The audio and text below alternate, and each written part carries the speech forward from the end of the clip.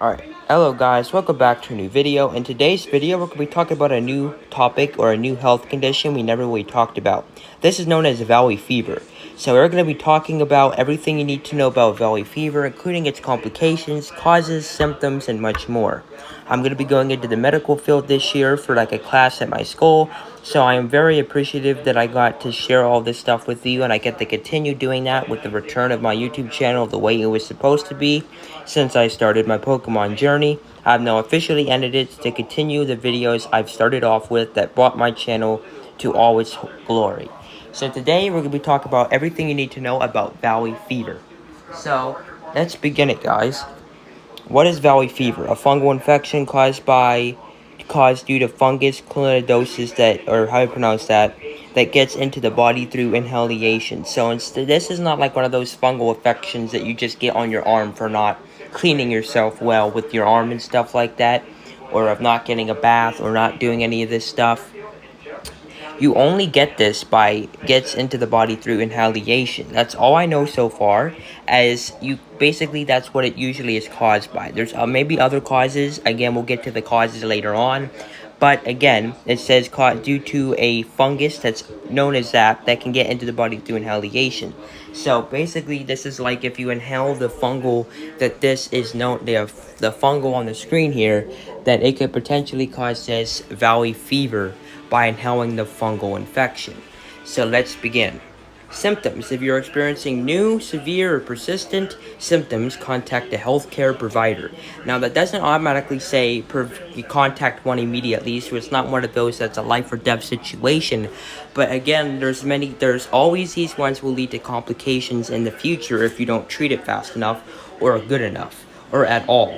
The symptoms include fever, cough, chest pain, cold, rashes, light sweats, weakness, fatigue, joint aches, and headache. So if you have a headache, joint aches, weakness, and fatigue, night sweats, rashes, cold, chest pain, cough, and fever, you could potentially have this. Now, compared to other fungal infections, these are all of those common symptoms that you will find in all the other symptoms of other fungal infections. This is not the only one that you will find a fungal infection with. These are usually all the symptoms that you will find in this one, and heck, you could probably find them in all the other fungal infections in a specific way.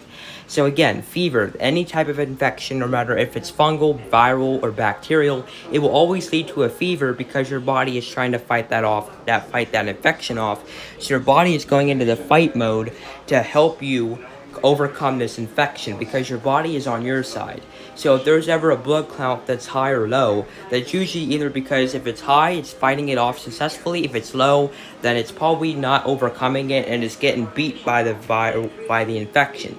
But you want to make sure that if you're on chemotherapy, you want to avoid every chance of getting an infection because your body is already trying to take care of cancer with their chemotherapy. It's like kind of weakening your body from other infections from being basically if you have chemotherapy, it basically lowers your body of fighting off infections that's not cancer, because when you have chemotherapy, you could probably this condition could worsen with chemotherapy, as with your body any condition will worsen with chemotherapy. I want to mention that because when you think about it, any infection with chemotherapy will get worse, because you have to realize chemotherapy is making your body fight off the cancer, and your body's already overwhelmed without the chemotherapy. With it only makes it harder because it's telling your body to fight off the cancer. That chemotherapy is making the body, not only is you,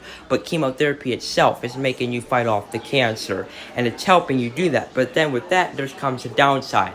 Yeah, you may feel better with this chemotherapy, but again, you could also develop other infections, but then your body won't have enough protection against those other infections. So mainly you don't have the defense, they have the offense, and the offense wins if you don't have the defense. So that's kind of like how I look at it. That's kind of like how I look at it with infections and stuff. If conditions get severe, symptoms may increase to low-grade fever, weight loss, blood-tinged sputum, which is not good, because if you do have blood-tinged sputum, there could be something extremely wrong with your lungs, like a lung infection, and this could potentially lead to that, because that might be one of the complications you might see down the road, being a infection in the lungs. I bet you. nodules in lungs, so that's another sign it will be a lung infection, ulcers, skin lesions, painful and swollen joints, and a possible case of meningitis. So again, any infection can cause meningitis if it's if it's with chemotherapy. Like I said, not fighting off any infection, but fighting off the cancer.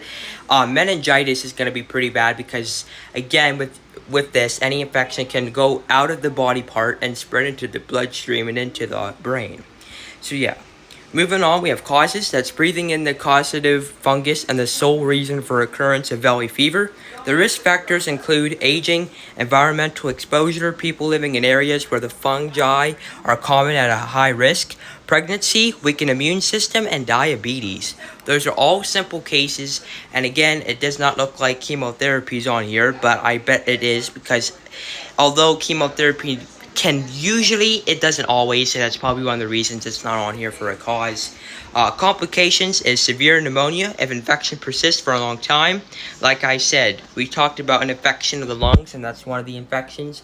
It's a lung infection known as pneumonia, which is very bad. It's not always bad if you get the right treatment at the right time, but it could be bad. Ruptured lung nodules is another bad one.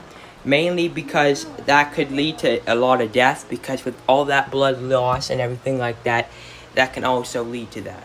Moving on, we have spreading of infection to other parts leading to spinal, brain, or skin infection. So spinal infection could also be meningitis or encephalitis for that matter.